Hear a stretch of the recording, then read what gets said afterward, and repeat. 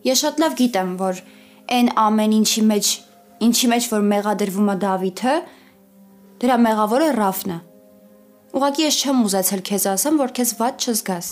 Ես ոչինչ չունեմ քեզ ասելու, ես շատ մեղավոր եմ քո առաջ, բայց ես կարևոր խոսակցություն ունեմ քեզ հետ եւ կարծում եմ մենք իրար կհասկանանք։